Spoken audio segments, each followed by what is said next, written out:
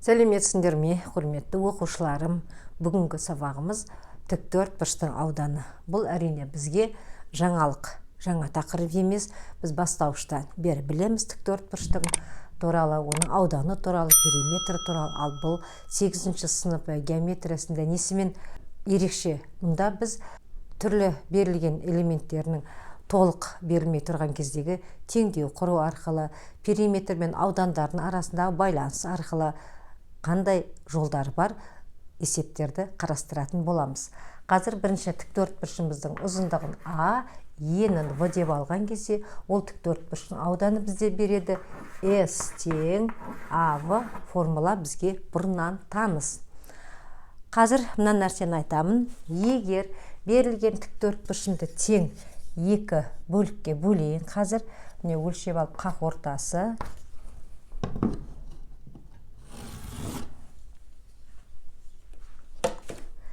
Сол кезде мына жаңа бүткіл S болып тұрған бөлік екі бөлікке бөлінді. S1, S2.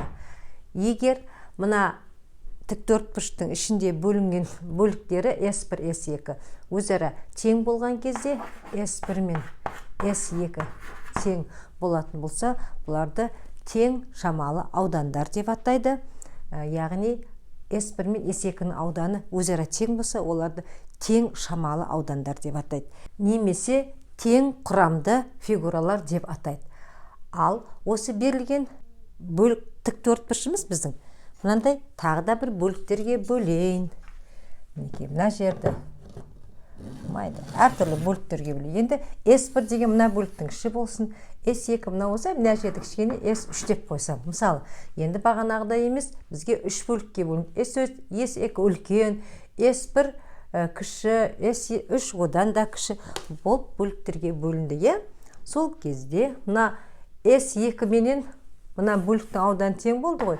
Сол кезде S2 қосу S1 қосу S3 барлығы мына сыртқы S-тің ауданын береді. Яғни үлкен сыртқы аудан ішіндегі бөліктерге бөлінген бөліктегі фигураның аудандарының қосындысын береді екен. Қазір мен енді А тобының есептерін көрсетпеймін, өйткені бұл топтағы есептері жеңіл. В тобынан бірнеше есеп көрсетемін. Бірінші шығаратын есебіміз 3-те 11-ші есеп. Тіктөртбұрыштың дейді қарама-қарсы қабырғаларының бір жұбы 2 есе арттырса. Екінші жағдайда әр қабырғасын 2 есе арттырса, және үшінші жағдайда берілген. Осы кезде аудандар қалай өзгереді дейді. Ал бірінші былай жасап қоя берейін. Мен мына жерге кішкене қылып салайын. Мынау бізде АВ болсын. Екінші осының бір жұбын дейді. Не А қабырғасы, немесе В қабырғасы. Айталық, біз енді В қабырғасын 2 есе қылайық. А қабырғасы тұра берсін. В қабырғасы 2 есе үлкейтейік. Мінекей, мына жер А болады, ал мына жер 2 В болады. В қабырғасын 2 есе көбейді. Сол кезде аудан қалай өзгерді дейді. Ал осы сұраққа жауап берейік. Бірінші мына жерге жаза берейін енді. Бірінші S1, бірінші тіктөртбұрыштың ауданы S1, екінші тіктөртбұрыштың ауданы S2 дейік. А көбейтілген В, АВ. Ал екінші аудан S2 тең А көбейтілген 2В. Не? А көбейтілген 2В-ны 2АВ деп былай жазып қойсам болады. Енді көбейткіштердің орнын ауыстырғанмен көбейтінді өзгермейді. Осыда не көріп отырмыз? S2-ның S1-ге қатынасы, 2АВ-ның АВ-ға қатынасы ғой. Яғни 2АВ-ның АВ-ға қатынасы, АВ-лар қысқарып кетеді, тең 2. Демек, аудан неше есе көбейіп отыр екен? Артып отыр екен. 2 есе артып отыр екен. Егер бір қабырғасын, қарама-қарсы бір қабырғасының жұбын алып, соны 2 еселесе, аудан 2 есе артады екен. Ал екіншісін тағы бір қарап жіберейік. Әр қабырғасын 2 есе арттырса дейді. Әр қабырғасын деген сөз, мына жерге енді А-ны да арттырса, В-ны да 2 есе арттырса. Демек, А-ны 2А қылса, В-ны 2В қылса. Ол кезде аудан неге тең болады дейді? S тең 2А көбейтілген 2В. Бұдан 4АV шығады. Мынау бізде S2 деп қояқ. Екінші жағдай ғой енді. S2. S1-іміз неке мына тұр. Енді S2-нің S1-ге қатынасын алайық. 4AB-ны бөлеміз AB-ға. Тең AB-лар қысқарып кетеді 4. Демек, егерде қарама-қарсы қабырғалардың екі жұбы да 2 есе өсетін болса, онда аудан 4 есе өседі. Қалған өздерің енді шығарасыңдар. Келесі шығаратын есебіміз 3/12 есеп. Тіктөртбұрыштың ауданы 250 сантиметр квадрат. Бір қабырғасы екіншісінен 2,5 есе үлкен. Қабырғаларын табыңдар дейді. Яғни тіктөртбұрыштың енін x деп алайық, онда ұзындығын 2,10-нан x деп аламыз. Болды. Енді ауданның формуласын қойсақ, 2,15x-ға көбейтеміз x-ті, сол кезде 2,15x квадрат болады. Тең 250. Бұдан x квадрат тең 250-ді бөлеміз 2,15-ге. X квадрат тең 100 шығады бізде. Бұдан x тең, негізі плюс-минус 10 деп алымыз керек қой. Бірақ біз ұзындық өлшемге минус таңбаны алмаймыз, сондықтан 10-ды аламыз. Демек, x пен біз енін белгіледік қой. Ені 10-ға тең 10 сантиметр. Ұзындығы 2,15-ті 10-ға көбейтсек 25. Ұзындығы 25 сантиметр. Мекеп бұл есептің жауабы бізде.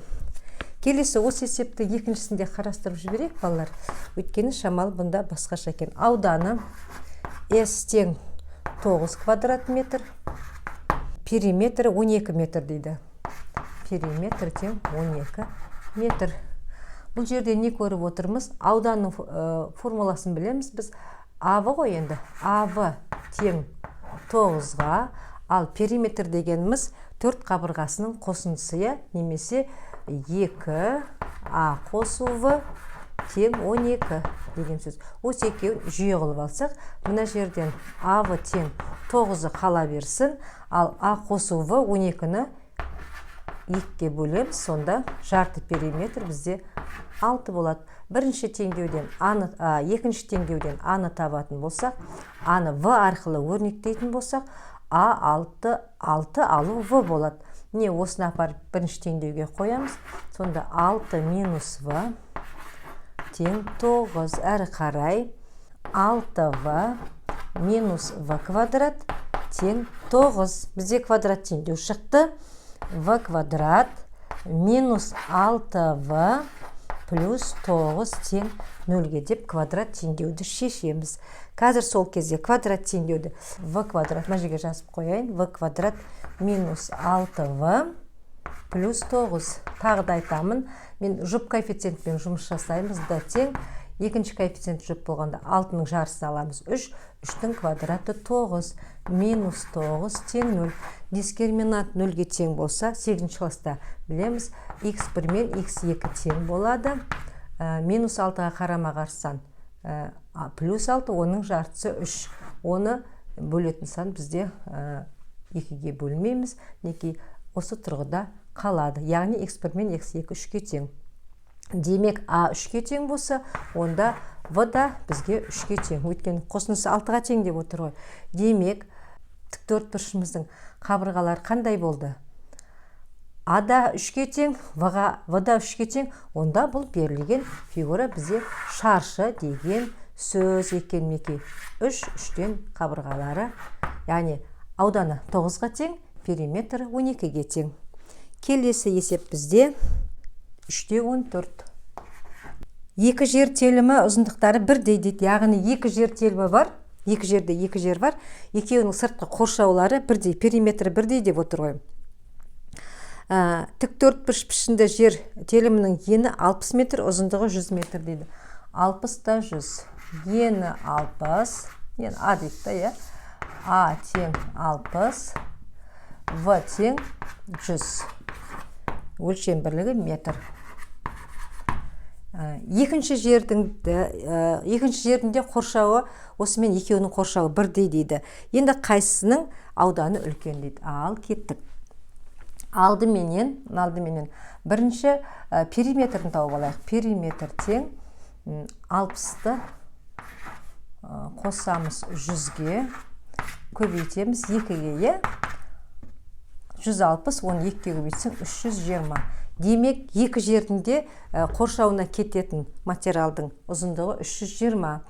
Бірінші, мына өлшем бойынша ауданды табайық. S1 тең 60-ты көбейтеміз 100-ге, болады 6000 өлшем бірлігі квадрат метр. Ал екінші жер бізде шаршы деп тұр. Ол шаршы периметр 320-ға тең болса, ол кезде 320-ны бөлеміз 4-ге, сонда 80. Демек, шаршы, яғни бізде мынандай екі жер телімі болып тұр екен. Біреуі 100-60, екіншісі 80-де 80, яғни екі жер ғой, біреуі тіктөртбұрыш, біреуі квадрат. Осы екеуінің қайсының ауданы үлкен дейді, мен тауып жатырмыз. Демек, екінші S-ті табайық. S2 тең 80-ді көбейтеміз 80-ге, тең 64, 2-0 қосамыз, 6400 квадрат метр. Қараймыз, мына аудан, тіктөртбұрыштың ауданы 600, мынаны аудан 600, ал квадраттың ауданы 6400. 6000 дегенім ғой, мынау 6000 балдар, мына жерде мінекей. 60-ты 100-ге көбейтсек 6000 квадрат метр, екіншісінікі 6400. 6400. Қайсының ауданы үлкен? Әрине, шаршының ауданы үлкен. Жауабы шаршы ауданы үлкен деп жазып қоямыз. Шаршы ауданы үлкен. Неке құрметті оқушылар, осымен біздің бүгінгі сабағымыз аяқталды. Келесі сабақта бізде параллелограмм, үшбұрыштар ауданы туралы өтетін боламыз. Біздің арнаға тіркеліп, пікірлеріңді қалдырыңдар, және қоңыраушаны басуды ұмытпаймыз. Сіздермен бүгін сабақта болған Сұлу апай, келесі сабақта кездескенше.